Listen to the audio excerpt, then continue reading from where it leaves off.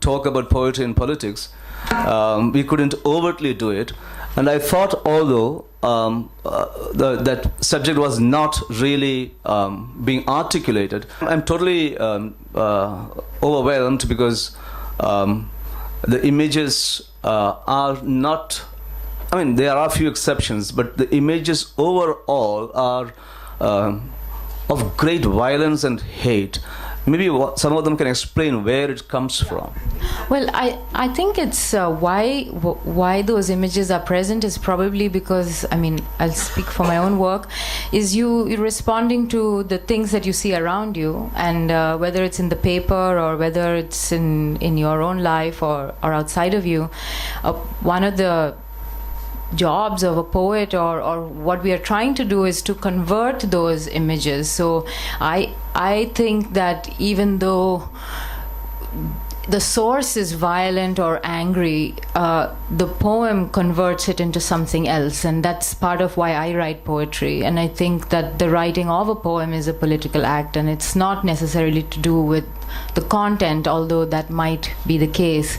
Personally, as I mentioned, I've worked as a dancer for a long time, and I've worked with the body very closely, and so the body is the beginning place. And I'm a woman, so I start from that, and I think partly poetry has to do with going in before you're connecting out into the outside world of whatever it is, politics included. And so the body is very much at the center of that. You know, women have been writing from the time they got this language to write and read. They have been writing.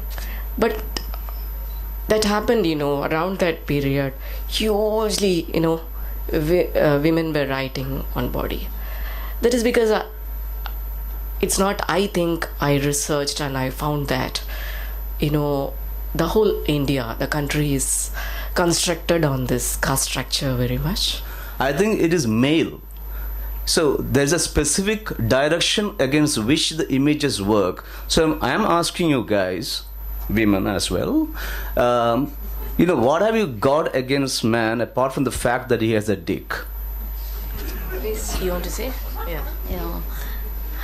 See, this is a question I get repeatedly. The thing is, this is the same society that gossips about the number of men I sleep with, and this is the same society that, you know, later questions me on why don't you like men, you know. So this is exactly the duplicity of society. On one hand, you're blaming me for taking men to bed. On the same hand, no, it's not about you, no, but it's also personal. So, you know, in Hindu literary festival, there was one man who gets up and asks me, can you tell me 2 redeeming things about men? And I'm like, well, there are thousands of redeeming, lovely things about men. Why do you think I keep falling in love with one guy after another? So yeah, there must be something good. So no, the thing is that, yeah, I don't know why men take it personally. It's not personal. That's exactly what I said. It's not even, yeah, as you said, it's not just about caste, which is why I also made the reference to, you know, like women in general being denied desire. The whole structure is that you know, it's one thing for you know, just how sex is constructed in our society is that if women like it, then they become a slut. But if a man likes it, you know, he becomes yeah, he's just good at it, you know. So it's just the way society is structured. I'm so sorry, but you know, I want to say one single line. Yeah, I'm giving the mic to you for the last word, but we got to go. Yeah, I have only one single line, you know, about it, you know, to be said. I think why we hate dick. That's what you asked. Why we write against our, you know, it is the complete construct that, you know, here in India that exerts violence on. We are not against men. We are not against penis. We are not against men.